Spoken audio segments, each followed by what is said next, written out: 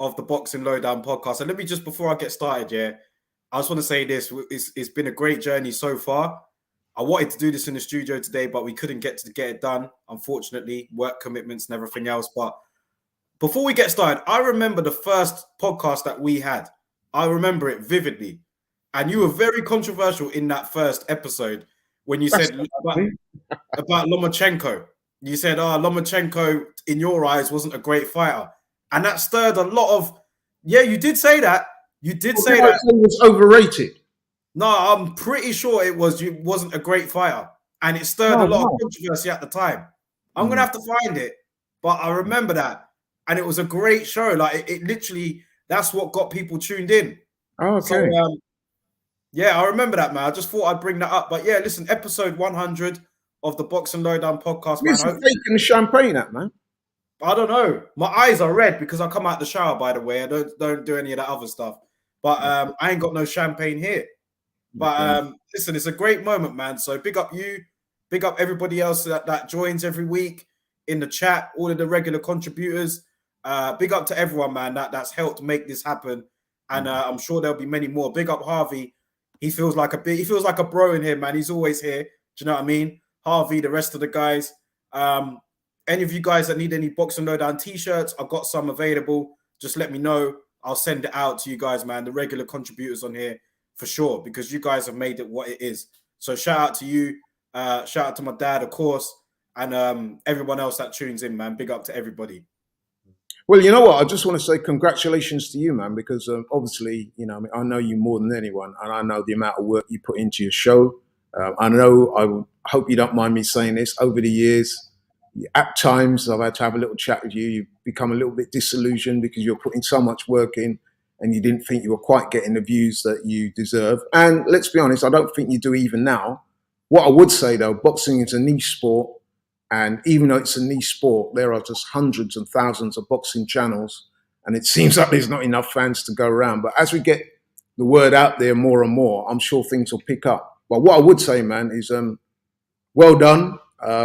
You've got a great channel. I'm a little bit biased, obviously, but you do some great work and just keep up the good work, man. You know what I mean? If you keep banging away, things will happen. A bit like boxers. Sometimes you get a lot of fights and, you know what I mean, you think to yourself, why am I further along in my career? And then one day you get your shot and that's it. So I'll adopt that same attitude and I'm sure you'll be fine. For sure, man. I appreciate that, man. I appreciate those words. Big up everyone in the chat saluting as well. Francisco, Mohammed, Michael Maxwell, all you guys, man. Stefan. We even got Punch Smiley back in the house, man. We'll let him back in today. We'll let Punch Smiley, since it's episode 100, he's back in the chat, man. So big up Punch Smiley and the rest of you guys, man. Good to have you all here. But let's talk boxing, man. Let's get straight into it. Let's go. This weekend, man, it's the fight that you've been waiting for. You know what? As it's picked up, as we predicted, the promo for this fight has got a lot of people talking. I remember when this was announced, you were pretty much disgusted at the announcement. I remember. And I'm sure that your opinion hasn't changed that much as we get closer to the fight.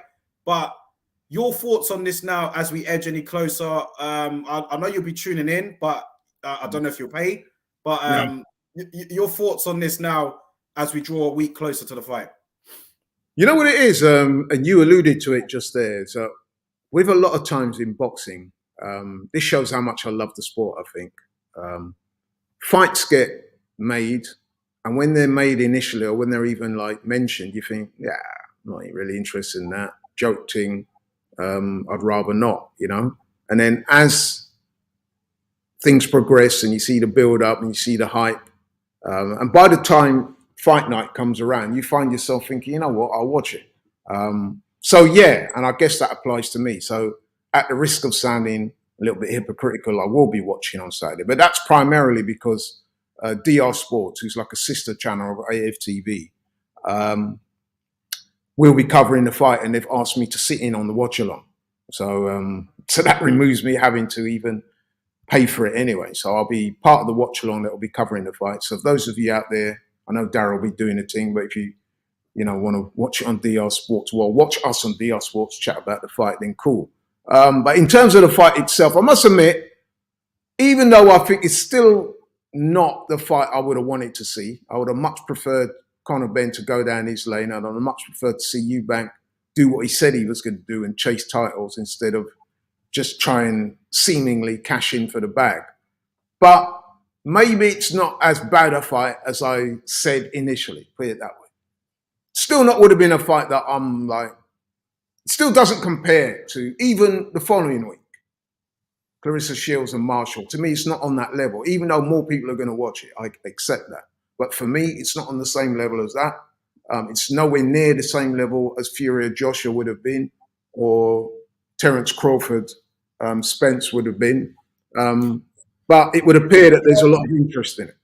Eddie Hearn's projecting 1 million buys. Harvey saying here, Laurie, don't hate me, but I can't help about my excitement for it. So there is, do you reckon, I mean, you can't really project the buys, but 1 million, that's saying something. I heard you say that, and I must admit, at the time, I was my eyes kind of popped out of my head. I thought 1 million, but then I must admit, there are a lot of people talking about this fight, both on social media and even people I run into on the street who are not big boxing fans. They're asking me, "What do you think, Laurie? Do you think Ben's going to beat him, or do you think he's going to be too small?" So there is that level of interest out there to suggest that it's going to do well on pay-per-view. Yeah. 1 million buys, I think that's optimistic. But I think it's going to do well commercially, yeah, without doubt, especially in this country. Yeah. Michael Maxwell says here, Eubank will win due to his size and nothing more. Conor doesn't have the power to make a dent, but he'll put up a valiant effort in defeat. K22 says here, I'm hoping Eubank can end this Benn hype train for good, but some of the stuff he's coming out with isn't giving me confidence, like the training for the fight. Let me get my thoughts on the fight here. Big up K22, man. Good to see you here. I think, yeah, that, and I don't know, some people won't agree with this, but I'm just going to jump straight into it. I don't see this really being that competitive, man. If Eubank is anything like what he should be in the ring, then I just don't see how Conor does it. Like, I can't see it. Eubank is the bigger man. He's more talented, in my opinion, than Conor Benn. Conor Benn does look very good right now, and he has developed very well. But I haven't seen him step up against a 147 legitimate contender yet, and we're asking him to move up 2 weights to middleweight to defeat, let's face it, he is a legit middleweight contender, Eubank Jr. is. So we're asking Conor Benn to do that. All a bit too much for me. Haven't seen enough from him. He is a talent, I'm sure, but Eubank has got the experience. He's still, I guess he's coming out of his prime, but he still looks like he's in his prime. I just don't really see what kind of, I can't see him knocking Eubank out. Eubank's got a great chin. I don't see him outworking him, really, unless Eubank wants to pose and dance and do all that stuff. But I just think that he's going to get countered a lot, Conor Benn, in this fight. So what about the weight? You don't think that that's going to play a part? That is the thing for me, where if Conor Benn was to win, then I would look at the weight situation and say maybe Eubank was really drained. I remember Francisco brought up an example last time, mentioning De La Hoya against Pacquiao, where De La Hoya was the naturally bigger man by a margin, and against Pacquiao he got completely destroyed. But you know, we're talking about different levels here. Conor Benn, Pacquiao, even Eubank, De La Hoya, the levels is not the same. So I just think that unless Eubank is severely weight drained, I don't see how he loses this. In my opinion, I don't. And I hate what about the rehydration? I hate to be a killjoy, but for me, I could see this mirroring the Liam Williams fight in the early, like how he just taunts and dances around. Probably don't make it that exciting. He doesn't let his hands go as much anymore. But that's what I'm willing to stand on, man. That's my thoughts on this particular fight. Yeah, that's interesting. I mean, listen, what you say there, all of it pretty much makes sense. But there is the weight issue and the rehydration clause. Although I'm kind of feeling that Eubank would be willing to sacrifice some money and not even attempt the rehydration weight. I think that's what he'll do. Because if he does adhere to that rehydration clause, it will weaken him without a doubt. I must say, though, when this fight was first mentioned and I thought about it, I was erring on the side that I could see Ben beating him, because I was thinking with the weight reduction and the rehydration clause and the fact that Eubank's age, he hasn't fought at this weight for many, many, many years. He said so himself. And the fact that he's definitely slowed down a bit for me, Chris Eubank Jr. You hinted at it earlier, Daryl. In the Williams fight, he got off to a good start, but he seemed to run out of ideas down the stretch. He seemed a bit bereft of ideas. He also weren't letting his hands go in that fight. He's doing a lot of moving. I mean, he dropped Williams 4 times in that fight, a couple of times with jabs. But other than him dropping him, Williams, it wasn't a good performance. And I noticed, not just in that fight, but when he fought Marcus Morrison as well, his punch output is not that great.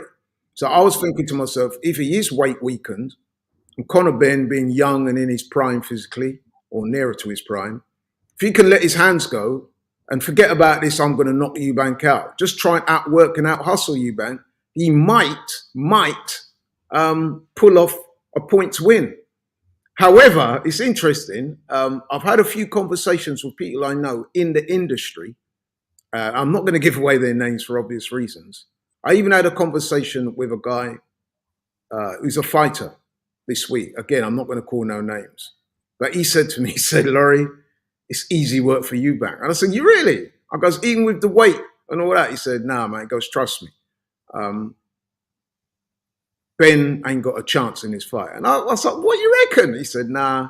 He goes, different levels. He said, Laurie, boxing's like a lot of other sports, about levels. I could tell you now that Ben is nowhere near the level of a Eubank. So I said, well, Eubank has regressed slightly to me. He doesn't seem to have the same ambitions, not throwing the same amount of punches. And he did agree with me about that, but he just said, yeah, but even so. And he even recanted a couple of stories. He said, I know guys who have been in this camp with Ben, sparring with him, and they said they don't think he can beat Eubank. And I was thinking, right, you know what I mean? And the guy I've spoken to, he was saying that without any equivocation at all. You know what I mean? He was like very direct. He said, I'm not dissing Ben. It's just I just don't think he has a chance. I said, not even a chance. He said, no chance. He said, it's going to be light work for Eubank. So that kind of made me, because I know and I trust this guy so much, it kind of made me want to change my opinion. But you know what? I don't know, man. I don't know. I still think that if Ben doesn't get knocked out, he can out-hustle Eubank on points. That's how I feel, bro. Based on what? I mean, no, you just explained. No, you just explained. But I mean, when I say that, sorry, I mean, like, what's Ben done to make you think, yeah, he's going to do that to Eubank? He done it to... I just think that Ben has a really good jab, and I think he throws a lot of punches. I just think he's got if he can be smart and vary his tactics. So what I'm saying is, don't go for the knockout, bro, because it's unlikely you're going to knock Eubank out anyway. Even a weight-weakened Eubank has a great chin. And he's a much bigger man, physically.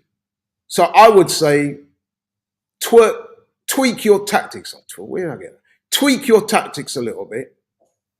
Go for out-hustling and outworking Eubank rather than trying to hurt him and knock him out. And I think you've got a much better chance. Because I don't think Eubank down the stretch is going to throw that many punches. So if he can avoid getting dropped, Ben, and stay on his feet and box to a game plan, I think he can make it close enough where he might get a decision on the cards. Because like I said, Eubank, he slowed down in recent years. There's no doubt about that. And then let's face it, even at his prime, what he used to do was throw a bunch of punches and then kind of relax for the rest of the round. Remember he used to do that? He used to do these flurries and then he wouldn't throw another flurry for another minute or so. So he was never, ever a high volume puncher, Chris Eubank. He used to fight in spurts. And obviously he's getting older now. And again, the weight, him having to come down in weight, when fighters have to drastically reduce their weight, it normally tells later on in fights because their stamina and gas tank is not as good. So even though I've been minded and advised and told, so listen, Ben doesn't have a chance, I'm still giving him a chance as long as he can stay on his feet and not get knocked out. But then that's a big if. Shout out to my brother DS here in the chat, man. Good to see you here, my brother. Been here from the beginning as well. Literally family, man. Big up to DS in the chat. A lot of comments here on this fight, man. Callum Salebi, I hope I pronounced your name right. He's not really giving Conor Benn a chance. Mr. P, he's saying Eubank majority decision, but he's also saying here that Conor must go for the KO. That is his only chance. You think that's his only chance? Well, no, you just said he needs to outwork him. No, I think if he goes for the KO, he runs the risk of getting KO'd himself, because obviously when you go for the knockouts, you're putting yourself in the firing line. You're going to be tempted to throw that extra shot too many that could get you countered. And if he does that and he gets countered and he gets hurt, Eubank could finish him off. He's got a box to instruction. He's got a box behind the jab, keep his defenses tight, manage the fight well, maybe do what some of the old school fighters do, try and have a last good 30 seconds. You know what I mean? Stuff like that. Whether he's tactically astute enough to pull that off, I'm not sure if he is, to be honest, because in recent fights, Conor's used to having his own way against guys that are obviously not as good as Eubank, and they're a lot smaller as well and not physically as strong. It is a tall order. It is a tall order. Callum here is saying, Laurie, come on, man, be real. Ben has got no... I'm with you, Callum, bro. All right, he's got a chance. But I just... If Eubank is what he can be, what I've seen it, he, for me, wins this, and it's probably going to be a disappointing fight. Do you know what I mean? It's probably going to be one of them ones where he's just going to dance, he's going to taunt, he's going to shake his ass, he's going to do all that stuff. People going to boo, and then he's just going to dance his way. I could see that happening, bro. I could see him doing that to Ben. Ben's going to try, and maybe he has got into his head. I think Michael Maxwell has said it here, if I get his comment back up. Like, I could see this too. I think that Eubank has done excellent trolling of Conor Benn, literally elite level trolling. And it has rattled Ben to me a little bit. And I just think we know how Ben's going to fight. There's only one way he's going to fight. Eubank likes guys that come onto him. So a shorter, smaller guy in Conor Benn coming onto Eubank, I could see him getting cowed all night, man. I guess when you put it like that, you do make a lot of sense. And like I said, I've spoken to a few people in the trade, a couple of journalists, and one guy who's a current fighter. Again, I'm not going to give his name. I wouldn't think that would be right for me to betray his confidence like that. But like I said, this guy, he said to me clearly, he said, listen, man, easy work. That's what he said to me. You know what I mean? And when he said that to me, because I respect this guy, it did make me think, and I think, you know what? He does make some very valid points. So yeah, man, I mean, it's one of them. I think, you know what? I think you could be right as well, Darryl. I think it could be one of those fights where it's not a great fight. Because if Eubank gets in there and manages to establish his dominance early, you could see where Eubank is just almost playing with his food type of thing, you know what I mean? Yeah. Doing that much, just enjoying dominating Conor Benn and not really stepping on the gas until he feels he has to. Now, that's the other thing that kind of made me think. If it is like that, and he is clearly dominating Conor Benn, I could see Tony Sims pulling Conor Benn out. Yeah, so can I. People want to see him get punished, and they're going to say to himself, look, you've given it a go. The guy's too good. He's too big. He's too strong. You're not really a middleweight. You know what I mean? Let's go back another day. So, yeah, man, I mean, when all things being considered, you're starting to make me feel, along with other people, that I might have to revise my previous thoughts on this fight. Big up Francisco here. He says here, but what if Eubank's controversial theory of pre-fight sex abstention is wrong? He could be in trouble. Now, I know that that is a thing with fighters, man. A lot of them do controversial, is it? Well, a lot of fighters have said they do tend to abstain from sex before they fight. I mean, that's nothing new. In that, but I know Francisco knows that. But like yeah, I mean, it's just all mind games, man. He's just what he said is he would normally not have sex X amount of weeks before, but before this fight, he was cutting it to 2 from 8 or something. I mean, all these things he's just doing to A, sell the fight, B, like you said, get under Conor Benn's skin. He sold the fight. He sold the fight hella well. I mean, the other day I saw, I'm sure you saw the same thing, some video footage on Twitter of Eubank in what's the guy who does the steaks? El Nusri, Salt Bay. He's in one of his Oh, yeah, restaurants. yeah, in the restaurant. Yeah. Yeah, he's done the thing with the burgers and what else, God knows what else. So he sold the fight. Whether he's got under Conor Benn's skin or not, I'm not so sure, because Conor Benn is quite like that anyway, isn't he? He's quite a irascible, irate, kind of high energy guy anyway. He always talks like that before his fights. He's been no different this time. So I don't think he's really got under Conor Benn's skin, because Conor Benn is like what he's like. When you know that you've got under a fighter's skin is if he starts acting out of character. Bit like what Kambosos did when he just went totally another way. You think, that guy, what are you doing? You know what I mean? I'm not seeing that from Conor Benn. His demeanor and his personality in the lead up to this fight is the same as always. So I wouldn't say Eubank's got under his skin, although I'm sure Conor Benn will be using a lot of what he said as motivation for trying to hurt him in the fight. But yeah, I guess we're going to find out on fight night, won't we? I guess we'll find out, man. Got quite a few people in the chat, man. Big up Roscoe Jones, Modern King Boxing. I see Earth Extremities up in here. So quite a few people here, man. Good to see you guys here. Now, I don't want to shit on Ben. Like, I don't want it to be like I'm disrespecting Conor or anything. I know people are going to say that my opinion of Ben in the past, you know, I felt a way about him and whatever. But yeah, nothing personal. But for me, it's just a hype train for me. Like, at welterweight, of course, he has been looking very good. Been one of the most improved fighters over here in the UK in terms of what he brings. But I just felt that a lot of the hype wasn't justified considering how deep welterweight is and how much trouble that could land him in, because I just didn't think he's ready for those top guys yet. But I think he's developing very well. Now, to jump from, you know, the fights that he had with Chris Algieri and everyone else to moving up to fight Eubank, I'm not saying that Eubank is a killer at 33 anymore, but he's still a middleweight. He's still a lot bigger, a lot more experience, got more power than him. Well, I think he's got more power than him anyway, but he's just a naturally bigger, stronger man. You were disappointed, weren't you? The fact that Conor Benn wasn't going after the contenders in that division, maybe landing a big fight in a star-studded welterweight division, like a Keith Thurman or someone like that. But, you know, in terms of what this fight could make in terms of sales, how popular it is with the casual fan, I guess we can understand why it's been made in today's climate. But yeah, if Ben, what I'm trying to say is, if Ben was to lose, if he was to lose, and hopefully it wouldn't be too badly, like how would that impact his career moving back down? Because we've seen guys jump up in weight, go back down, and it hasn't always worked out, other than Canelo, who comes to mind.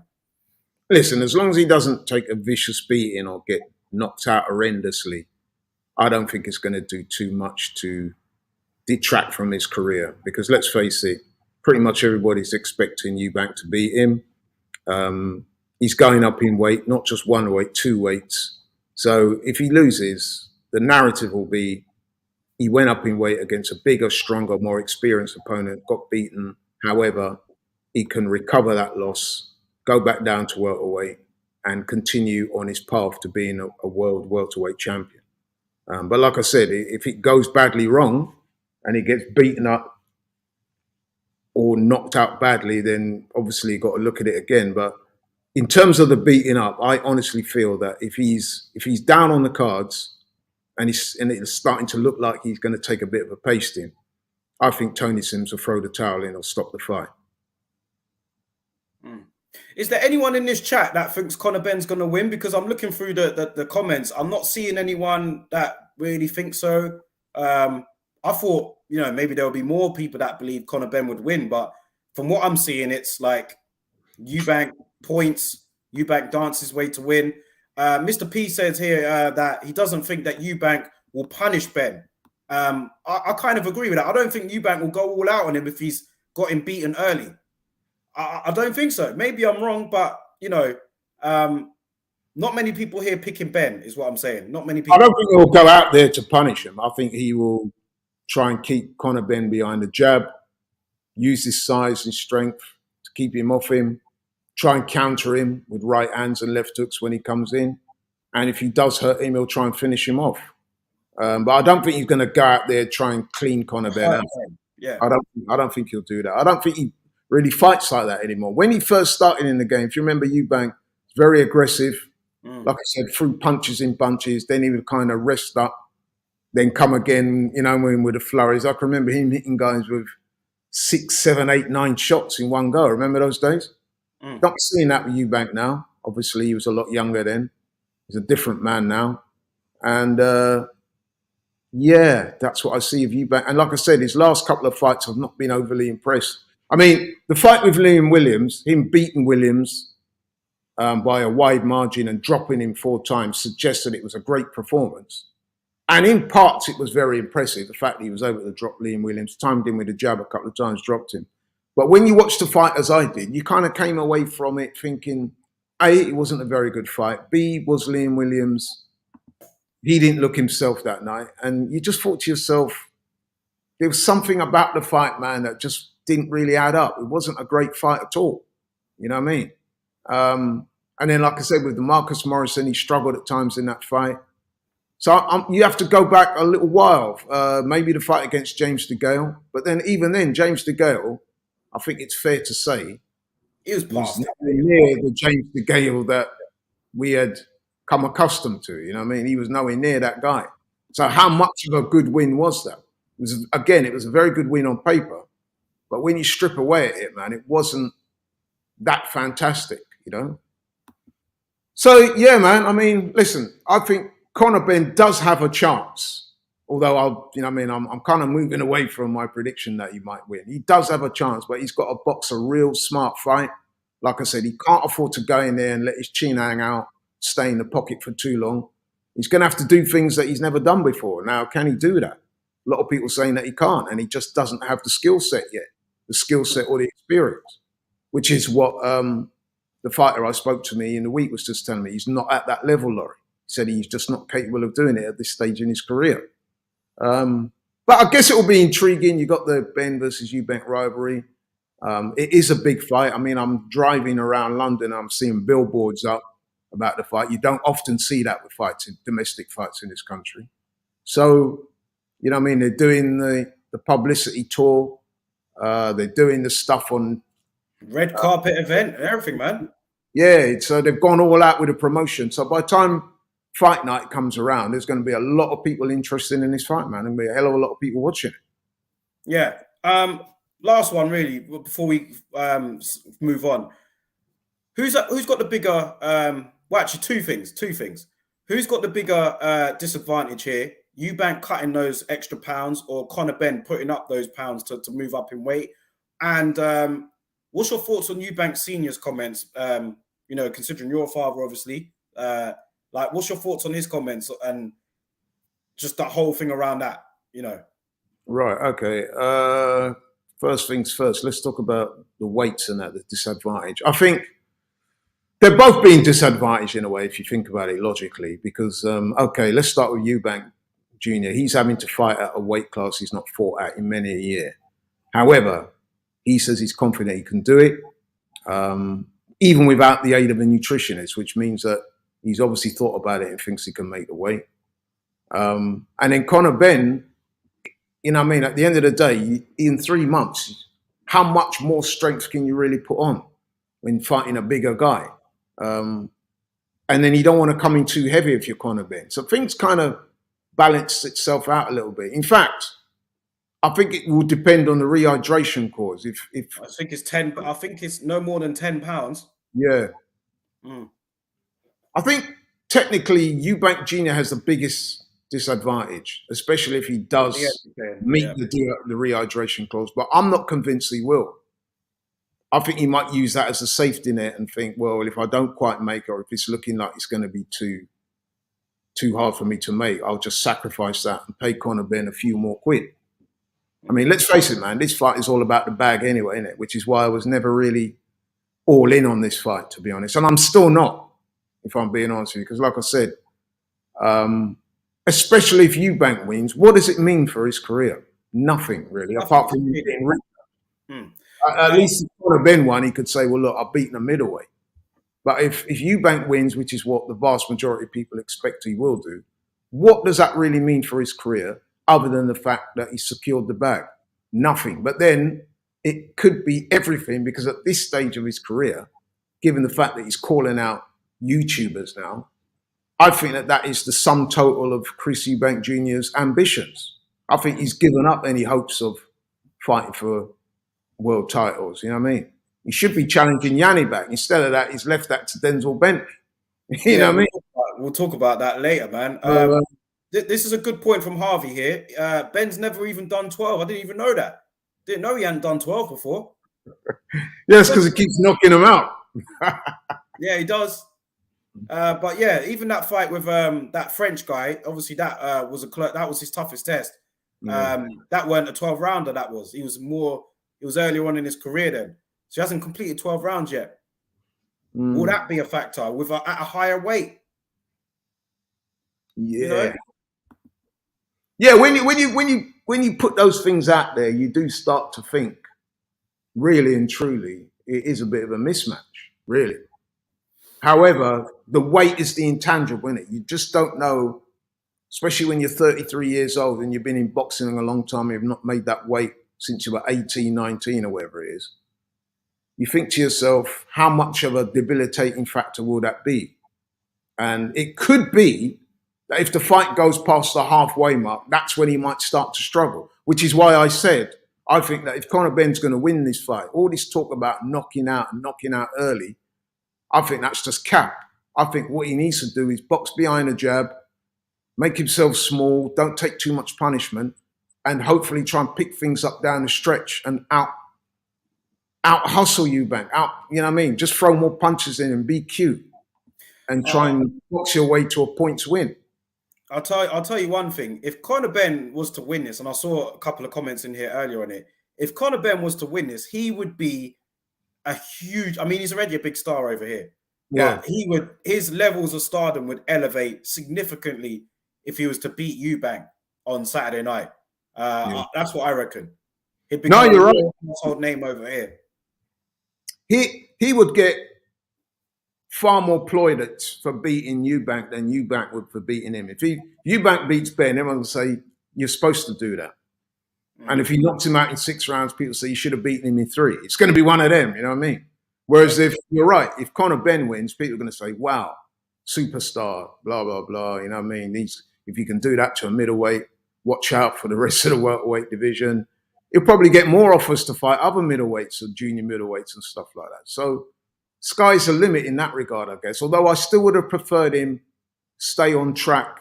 We were being told that, you know, because let's face it, Conor Benn's not even fought the best welterweights in this country. And what we were being told is he was being put on a very careful path because he didn't have an extensive amateur career. He was being put on this path that was going to eventually lead to him fighting for and winning world titles. They've deviated off that path because of the bag. Let's be honest, it is what it is. Eddie Hearn pretty much said so as well the other day. Yeah, he's gone for the money. It could backfire, like I said, if he gets knocked out and knocked out badly or beaten up to the point where people say, you know, I mean, it could be so damaging for his confidence and everything else that it could potentially backfire. So, you know. So final prediction before we move on. I'm going to say Eubank dances, taunts his way to win over 12 for me. Unanimous decision.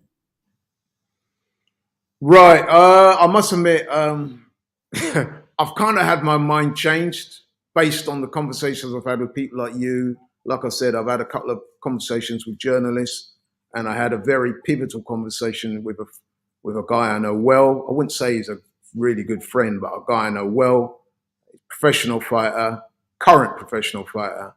He said he's seen Ben in the gym. He said he's seen him sparring. He wasn't impressed, or not enough impressed, to think that he's got a chance against Eubank. He said it's levels. So I'm kind of going to have to put my trust in what other people have told me. But I do see, and I'm not trying to sit on the fence too much, I do see a window of opportunity, depending on how the weight goes. But if you're going to put me on the spot, which you're doing, and I appreciate that's what you got to do, given that you're hosting the show, then I would have to say, yeah, Eubank. Either wide points, like you said, he's playing around with him at the end, and Conor Benn toughs it out to lose on points, or if you start chipping punishment, man, like I said, after 6-7 rounds, Tony Sims might say, look, that's enough. Okay. Big up to everyone in the chat, man. Don't forget, we're episode 100 of the Boxing Lowdown podcast, man. I've got a couple of t-shirts. Any of you guys want one, just drop me a DM somewhere and I'll get that sent out to you, man. No problem. Big up to everybody for tuning in and supporting the channel, man. Don't forget to hit the like button, share the video, subscribe to the channel if you haven't already. Now, let's talk about this here. Fury and AJ. This is now looks like it's dead in the water. Eddie Hearn came out yesterday, said that the fight was off. George Warren was on TalkSport today saying that, they're moving on. A bit of a blame game going around, who was not responding, the contract not being signed and Matchroom possibly delaying, responding to the deal and all, whatever. The bottom line is that this fight ain't happening and it may never happen now. For me, I'm past the blame game, but listening to George Warren, and I think he does come across pretty well. I think that he should be, at the forefront of Queensbury operations a bit more often.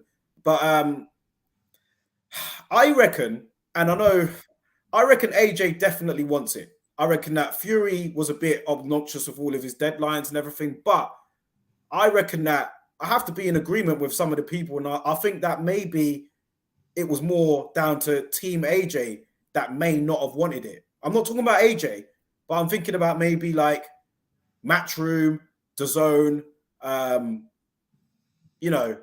just think that I'm not saying they're ducking it. I'm not saying, because Eddie Hearn even admitted it. He said that, we wouldn't have gone this route for AJ. We would have preferred him to go somewhere else, but he wanted it, so we're going for it. But is part of you thinking that maybe they preferred AJ to pursue other options at this stage of his career where he's at right now? I do think AJ wanted it though. I definitely do. Right. My response to that is, listen, to say that the fight is off is to suggest that it may have been on in the first place, which realistically never was it? Let's go all the way back to the call out. The call out to me was a publicity stunt. It was a PR move, which at the time I thought, hey, you know what? I can see where he's coming from. It's been quite clever. So then AJ says, yeah, I'll take the fight. And then we start seeing all this going back and forth. But it soon changed when I saw the fact that Eddie Hearn, you could see that he wasn't all the way in on it. So that sent red flags for me. And then the way Fury was carrying on, remember, he'd been very respectful in the initial call out, which kind of gave it some credence, some kind of legitimacy. But then after that, we started hearing him, dosser, coward, shithouse. If you're trying to if I'm trying to get you to sign a contract to fight me, and I'm calling you all the names under the sun, are you going to sign it? How is that going to enhance or create an atmosphere where I want to sit down around the table and, you know what I mean? Yeah. That is why fighters stay out of it and you let the managers and the people in your team sit down and sort things out. When the fight is signed, that's when you start vocalizing and saying what you want. Because at that stage, the fight is signed, then you're trying to hype the fight. But we didn't see that with this, you know what I mean? Fury was doing his thing, and the more and more he carried on like that, the more I knew it was BS. And then it emerged that Manuel Char had been approached, and people were saying, yeah, he's been lined up. From you started to hear that, you knew that there was no fight going on. So the whole thing, what started off as a clever little PR move from Fury and a move with some potential for some legitimacy, it just went quickly downhill from there.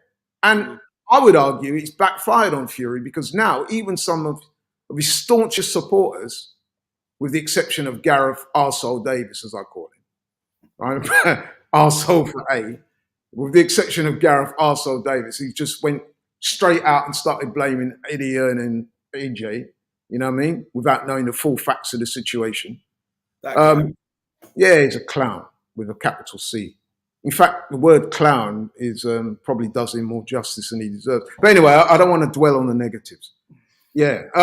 So when you saw Fury carrying on the way he did, when you heard the stories about Manuel Charr being possibly lined up, then you're hearing Derek Chisora being offered a contract, you think to yourself, this was never going to happen. And then Fury with these ridiculous deadlines, you know what I mean? He's not the promoter, he's not the manager, he's the fighter. You let your promoters and managers and all the business, and that's why you employ these people, so that you know what I mean? So that they sit in those, I was going to say smoke-filled rooms, but they're not probably, are they? But anyway, in those meeting rooms and let those guys sort it out. You're the fighter. But no, he was on Twitter every day with new deadlines, with new this and new that, using curse words. And I just thought to myself, there's no way this fight is going to happen. You know what I mean? So in a way, I'm kind of glad it's just petered out now. And like you said, will it ever happen? I'm not so sure if it will. I don't know. I don't know, man. You will know that this is the second time now, isn't it? This is the second time that supposed negotiations between those two have fallen apart. So does anyone want to go back for thirds? Yeah. I just, for me, I'm done with it, man. I'm just like, you know what, whatever, man. Like, now let's just move on then. Yeah. Do you know what I mean? Like the whole getting dragged into this, oh, what's being said today? And, you know, oh, look, it looks like he's going to be on. And then all of a sudden it just doesn't. Stefan is right. You know what I mean? I put in the title there about the fight being, it was never on. Like, well, that's what I thought. Yeah, it was never on. So I get it.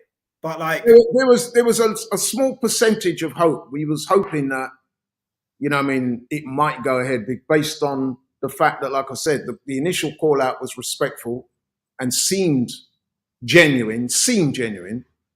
And then when AJ said, yeah, sure, I'd entertain that fight, get in contact with my team, let's make it happen. So you're thinking, oh, it might happen. And then, like I said, in the days following and the weeks following, all we got was Tyson Fury on Twitter every other day with new deadlines, with new curse words. And I just thought to myself, against that backdrop, there's no way this fight is going to get made. AJ was pretty clever as well. There's no way he was going to say, I don't want the fight. Eddie Hearn, you could see Eddie Hearn was a little bit skeptical because he's talking about the time frame, which I think, you know, people giving Eddie Hearn stick. I think he's quite right to raise those as concerns. I mean, let's be honest. AJ is coming off 2 defeats, yeah? He had that sort of meltdown, for want of a better word, in the ring after it. We still don't know his mental state. You know what I mean? The guy's at a low ebb in his career. So if you're Eddie Hearn and anyone around him looking after him, you might be thinking to yourself, well, whilst I've got no problem with him taking the Fury fight, is this the best time for him to fight Fury? You know what I mean? Fury's basically trying to cajole you into a fight that, you know what I mean, it's all right for him because he's in training, he's got his mind set on that day. But you're coming off the back of your second loss, coming off the back of that meltdown in the ring. Things are not great. You know what I mean? You probably need some time out before you even think about training. You need to revise your whole strategy around your career. Why are you going to go into another big fight, 3 fights like that, back to back to back? So you can understand why Eddie Hearn had his reservations. But Eddie Hearn said, listen, at the end of the day, I expressed my concerns to AJ. He still wanted the fight. I'm employed by AJ. So if he says he wants a fight, I was happy to go along with it. And you know what? I do believe that. That sounds plausible to me. Yeah, well, he did say that on yeah. So, you know, he's being honest there. You know what I mean? But Gareth Arsehole Davis is saying, oh, they backed out, implying that they're cowards. I just thought that was so poor. He's supposed to be a journalist. Now he's trying to backtrack, by the way, because I saw him in an interview with Eddie Hearn yesterday. No, I never said that you were. What I said was, and I thought you. Oh, his asshole went. His asshole went. Yeah. That's why I call him Gareth Arsehole Davis, because he's got no arsehole. He's a coward, man. You know what I mean? The man's there, and then you're there saying, no, I never said that. You. What I said was, I said, shut up, bro. Shut up. One last thing on this before we move on, man. If Tyson Fury fight, I said this last week, but if he goes ahead and fights Charr or someone like that, I'm just like, bro, man, I don't want to hear from his fans saying that he's like the greatest or whatever you want to say. I don't want to hear that, man. Like, just don't, because that is not behavior attributed to fighters like that. If you want to be labeled that, then we have to hold you to a different standard. That's These right. guys, you know what I mean? You want to be an all-time great, then cool. Then you got to prove it by fighting like all the guys out there. There's a wealth of heavyweight contenders out there. If you were that great, do you know what I mean? You'd be able to do that and then fight Usyk next year because Well, you're so great. listen, You know I've got an even better one. Joe Joyce said he'd step in. Why not take Well, you that? see, they deflected that now. You know, that Queensbury probably said to Joyce, "Oh, go for AJ, man." Like, you know what I mean? Yeah. So then Joe Joyce tweeted saying, "Oh, yeah, well, I'm not available that date anymore, but I'll fight AJ." You know, they had a word with Joyce and said, "Yeah, AJ." You know what I mean? It's just, come on, man. If you're an all-time great, as you're saying you are, then prove it, man. And Prove if it. you notice as well that Tyson Fury was being very respectful towards Joe Joyce, something that he's not been towards AJ or Usyk. That in itself might tell you a little story. I mean, yeah, you're the second best heavyweight. Will you Yeah, be Joyce number played one? that, I bro. guess only time will tell. By Tyson Fury's standards, that is being very respectful. Mm. Normally, they're dossers, they're cowards, they're shithouses, they're not good enough to carry his jockstrap, all that type of stuff. But with Joe Joyce, he was noticeably quite reticent. I Yeah, he wonder why was. that. Yeah, they had a word in his ear, I reckon. Queensbury. But yeah, we'll see what happens, man. I'm sure we'll get an announcement soon with regards to what they both do. Will be interesting. I mean, like I said last week, would you give Fury a slight pass if he does have a tune-up in December, knowing that he will fight Usyk in, let's say, March or something? Would you give him But a you know pass? what? The ironic thing is, right? If Fury had come out and being honest, which is something he's not very good at, by the way, despite him always claiming that he's this honest, God-fearing person, which is the biggest load of crap I've ever heard, because he's anything but. I mean, anyone can reference God when you want to, but do you leave that life? But anyway, but if he'd have come out and been honest and said, look, you know, I need to get back in the ring, um, you know, I've got a fight, I'm lining up a fight with Usyk in March, early next year. But I need to get back in the ring. I've been out for a while. Need to shake the cobwebs off. My next opponent probably won't be top 10, but it'll be a decent opponent. He could have sold it like that. And people would have said, you know what, fair enough. Because let's face it, Usyk was honest. He said, listen, man, I've had 2 back-to-back fights with AJ. You know what I mean? I've got stuff going on in my country at home. I haven't seen my family for a while. I'm going to take the rest of the year out. He was being open, honest, and transparent. So even if you had any negative thoughts about what Usyk did, you could say, well, look, he's been honest and I understand where he's going, even if I don't agree. Even if you didn't agree with it, you could say, you know what, fair enough. As long as you fight Fury early next year, we'll allow you that. So if Fury had done that, I think it would have gone down a lot better. But using AJ's name as he did, and then you go and end up fighting Manuel Charr, and the fact that you're behind the scenes trying to solicit a fight with Derek Chisora, Manuel, you've beaten twice already. The last time you made him quit. And that was when Derek was far nearer his prime than he is now. To me, it just was nonsensical. And it just shows that Fury, man, is not the kind of guy that I can really look up to as a heavyweight champion of the world. And which is why he won't go down as an all-time great for me, because we see this a lot with him. You know what I mean? We've seen it after he beat Klitschko. Guy goes missing, don't fight. And you know what I mean? It's people, well, I do anyway. I just get sick of it all, bro. Yeah, I'm just sick of the acting and the nonsense and stuff like that. I don't think he represents boxing as a heavyweight champion of the world very well. That's just my honest opinion on things. I agree 100%. And in that way, I think it's quite bad for the sport. Yes, he's got a larger-than-life personality. He can be engaging at times as well, and he's a terrific. He's a very good fighter, yeah. Very good fighter. More, and the fact that he's from Britain as well. All these things make it more frustrating for me, because even if I wanted to rally behind a guy like that, I just can't do it because it's just too much nonsense, bro. Then he gets a pass for a lot of the stuff he does, even so far as failing the drugs test and all of the nonsense that went around that with the castrated boar meat and the stuff with the Kinnan stuff. You know what I mean? It's just all in the mix, bro. It's not a good look for boxing. But I guess because he's champion of the world, a lot of people are going to go with it. But I'm not. Yeah. Let's talk about something else that's not really been very good for boxing, man. The fight, I'm getting kind of bored about speaking about this now. This fight, reports emerged last week, for those that don't know, I'm sure you do, but Michael Coppinger on ESPN, basically said that negotiations for this particular fight had hit a brick wall. The proposed November date where this was supposed to take place is no longer happening. If it does happen, it will be next year. I was thinking about the last time both of these two guys fought. Terence Crawford, he last fought in November 2021. Before that, he last fought in November 2020. And this is where, your argument, and your stuff, obviously, but when you say Crawford is number one on the list, it's hard to justify him being number one when you're having one fight per year and you're just not active at all. Literally sitting around waiting for this fight.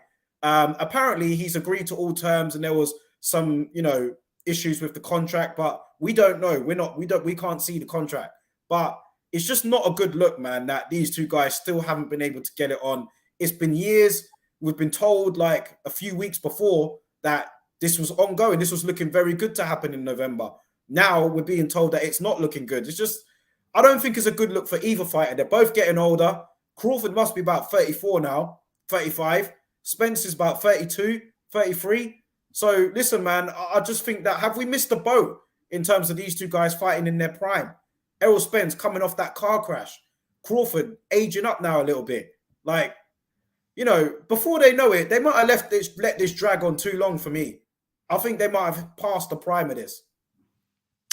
Very, very disappointing, man. And I do agree with what you said about Crawford. It's kind of hard to anoint him as pound for pound champion in the world when you're fighting like once a year. You know what I mean? It's almost like people forget about how good you are. With the contract negotiations, I've heard the same thing you've heard, which is that Crawford pretty much agreed to all the terms. However, there was some dispute about transparency around the contracts and some of the pay-per-view monies and stuff. I don't know, man. It would be very difficult for me to apportion blame to Errol Spence because we just don't know what's been going on behind the scenes. But what I would say is it's just typical of boxing, the fact that this fight has been mentioned and muted for so long, and here we are, and we're no nearer knowing whether the fight's going to happen or not. We were being told it was going to happen in November. We were being told that for months. Yeah. And nothing. It's not going to happen in November now. Very, very disappointing. And it's just bad, not just for the two guys involved in their camps. It's bad for boxing. Mm-hmm. I mean, another fight that the people are being denied. You know what I mean? So, yeah, I'm just really disappointed, man, because this is a fight that I'd like to see above all others in boxing right now. And I'm pretty sure a lot of people feel the same way. Whether you're fans of those two guys or not, everyone wants to see this fight. Some people are even saying the winner of this fight is pound for pound number one. That's how high profile the fight is. And yet, for whatever reason, man, people can't just get together, sit in a room and just make the fight happen. So frustrating. And again, it's boxing 101, I'm afraid. And that is why the sport will never seem to ascend to the levels that we want it to. Because as DS says, if it was UFC, yeah, you're right, they'd be on their third fight by now. If this was boxing in the 80s and 90s, they'd be on their third fight by now. But there's just something about modern day boxing, man, where you always get this stuff. And I think it was, who was it who said? Kevin Cunningham put a tweet out the other day that I absolutely endorse and co-sign when he goes, what's wrong with boxing? There's more fights on Twitter than in the moment than in the ring. You know what I mean? And yeah, it's unfortunate, man. Very disappointing. Makes me embarrassed to be a boxing fan when these things happen because I've got mates of mine that are casual, boxing casuals who don't engage with the sport full time or a lot. And they will say to me, when's the Spence Crawford fight going to happen? And I will say, oh, they're supposed to be fighting in November. Lo and behold, I'm getting calls and WhatsApp messages from these guys. Like, you said. That's why I like UFC, man. You know what I mean? And I can't really argue with that, can you? As a boxer fan, you can't argue with that. You know what I mean? So, disappointing. Last one. If obviously I don't want this to ever happen, but if someone put a gun to your head and said, like, does this happen or not? What would your final answer be? I think it is going to happen because I don't see, especially after what's happened here, I don't see where those two guys go, especially Crawford. Yeah. He's talking about Jamel Charlo, wasn't he? Well, yeah, I guess so. But it's going to be particularly disappointing for Crawford because you can see that he wants that fight. He wants to get that win and seal his #1 status pound for pound. And he's a few years older than Spence. So he needs those career defining fights. He needs those big money fights before the inevitable happens and he gets too old. Some people are saying that Spence and his team are trying to age him out. I don't know if that's true or not, but I could see why they're saying it, to be honest. Because it would appear to me, and listen, I'm an Errol Spence fan, but it would appear to me that Crawford seems to want this fight more than Errol Spence. Do you get that? Do you get the same vibe? I did think that before, but then Spence went on a relentless campaign calling him out. And I was like, nah, Spence wants this, man. So, but no, listen, I'm sure he wants it, but I think that Crawford's desire for the fight is possibly even more than Spence's. I wouldn't like to speculate because I like both, and that's the thing. I like both guys. I want both of them to do well. I want both of them to have this big money fight, career-defining fight, a fight which, let's face it, is going to put boxing on a pedestal. It's going to raise it to the levels where we want to see boxing raised, whereby everybody's talking about it. A bit like the Conor Benn and Eubank, which to me is not even really a great fight, to be honest. But like I said, you're driving around in your car and you're seeing billboards up, Benn versus Eubank. Whether I like it or not, the fight, a fight like this, getting publicity like this, and especially in this country, is actually good for boxing. You know what I mean? So that's what I feel about the Spence Crawford. That could be such a good moment for boxing. Yeah, it's such a shame that the suits or the people involved can't seem to get round the table and just make it happen. Yeah, totally agree with you, man. And I think, we could talk about this longer, but, I'm conscious of time. But I'm just thinking about, the whole, a lot of people pointing the finger at Al Heyman. Do you know what I mean? And the whole, like, crossing the divide with there again. We can't really... Al who? Can't really... Crawford is not with... Aaron once made me laugh. He goes, does Al Heyman even exist? Yeah, no, I've seen it. Yeah, that was funny when he said that. But yeah. I've seen him in the crowd at fights, I've seen him at old fights, like Taylor and Pavlik. I think he was in the crowd there, and those type of fights. I've seen him in the crowd, man. But yeah, I know what you mean. Well, what's this guy, Mr. P hinting at here? Wow, I love Big Frank so much. I hope there's nothing wrong with Frank Bruno. I don't think so. Oh, okay. No, it's just the way that read. It made it sound like there might be something wrong with Frank Bruno. He seems to be speaking in past tense there. I hope very much that is not the case. But anyway, yeah, man, it's a bit soul destroying that these big fights can't get made. I mean, lo and behold, the Tank Ryan Garcia fight might get made before Spence Crawford. Could be. I mean, if the whole Tank's issues outside of the ring don't prevent that fight from happening. And Mr. P, yeah, he's just confirming now he's not talking about Frank Bruno. Oh, so good. I'm glad to hear that, because the way that I'm sure he never meant it to read like that. But the way no, it didn't, from what it seems here. It's almost like it was a past tense comment. You know what I mean? So. Well, last one before we sign out for today. I want to touch on briefly the fight that is taking place this weekend in the light middleweight division. Sebastian Fundora coming off a fight of the year contender against Erickson Lubin, looking like one of the better 154-pounders out there. Literally a freak of a junior middleweight, man, in terms of his height and what he does in the ring. Taking on Carlos Ocampo, who is on a pretty good run, man. He lost to Spence, got blown out by him. But since then, he's really come on. Yeah. And this is probably going to be, no one's talking about it, of course, but this might not be a bad fight if you're a real hardcore and you want to catch some boxing over the weekend. Because Fundora... Ocampo hurt Spence in that fight, didn't he? Did he hurt him? I know Spence got hurt. He landed a couple on him. Yeah, he did. Yeah, I think they said he staggered him or hurt him or something like that. But anyway, yeah. You know what? I've been hearing some good things about Ocampo recently, and I'd like to see Fundora back in the ring, man. He's a fun fighter. Like you said, he's got that freakish height and reach. I mean, I can't imagine how this would happen, but he said he thinks if he really put his mind to it, he can make 147. I mean, if that's the case, then I Wow. thought you were going to say light heavyweight or something. 147. Yeah, that's what he said. He said if you really wanted to, he said that he doesn't have trouble making 154. And that if you really wanted to, he thinks he could go down to 147 if he had to. But anyway, that being said, listen, he is a fun fighter because one thing you will notice as soon as you watch Fundora fighters is that even though he's 6'6" and got a hella long reach, I don't know the exact size of the reach in inches, but he's more than happy, it would appear, to give up that height and engage in an inside fight. He's actually a good inside fighter, goes to the body and stuff like that. So that's guaranteed to make him an entertaining fighter, really. I mean, look what he did to Lubin's face, man. The conventional wisdom would be that he basically sticks his arm out there and dares you to get past that with the right hand ready to counter. But no, he's actually coming forward, initiating the action, which is kind of different to me, man. But anyway, 80-inch reach. 80-inch reach. And yet you're willing to give up that reach and just engage with guys who are a lot shorter than you. You're basically playing into their hands.